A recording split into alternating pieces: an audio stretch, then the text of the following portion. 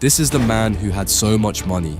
People said he could buy Elon Musk, Jeff Bezos, and Bill Gates together. There was so much cash, there wasn't even space to store it. Every month, $50,000 worth of rubber bands were used just to tie his stacks of money. Every year, nearly $2 billion was lost, eaten by rats. He had more than 200 aircraft, a private airport, over a dozen submarines, and he wasn't a president, he wasn't a prime minister, he was just a criminal, and not just any criminal. This is the story of Pablo Escobar. In the early days, Pablo wasn't the boss. He worked under a powerful Colombian gangster named David. Kidnapping, extortion, threats. For 5 years, Pablo learned everything. Then one day, after an argument, Pablo shot David 8 times and took over everything.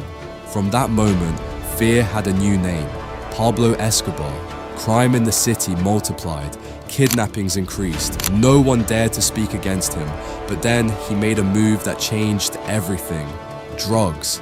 He began smuggling cocaine from Colombia to the United States, and the money? Unimaginable.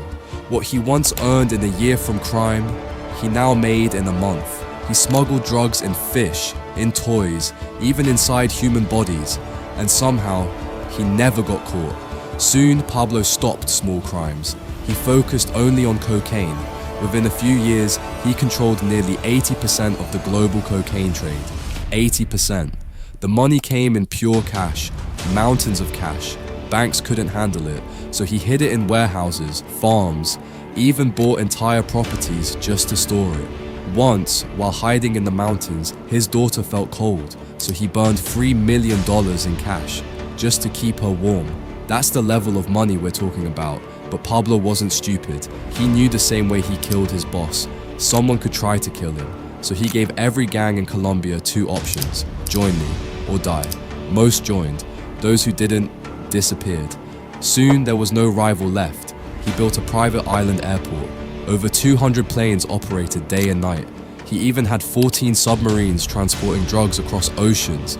At that time, even powerful countries had fewer submarines than him. He wasn't just a criminal anymore. He was a shadow government. But power like this doesn't stay invisible forever. The United States and other nations pressured Colombia. Control him, or we will. The Colombian government realized something.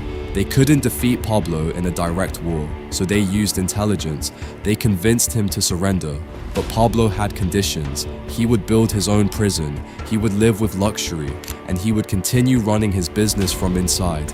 And unbelievably, the government agreed. He built a prison on 300 acres, football field, bar, luxury rooms. It looked more like a resort than a jail. And from there, Pablo kept running his empire. But while he relaxed, the government was planning. They secretly turned his own right-hand man against him.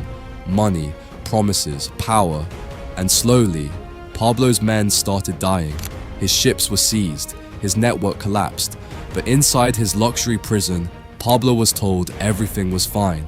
Until one day, it wasn't. He tried to escape. The hunt began on December 2nd, 1993. After a massive operation, Pablo Escobar was shot dead, just like that. The man who once terrified nations died on a rooftop, alone. Some estimates say if he were alive today, his net worth could have reached $300 to $350 billion.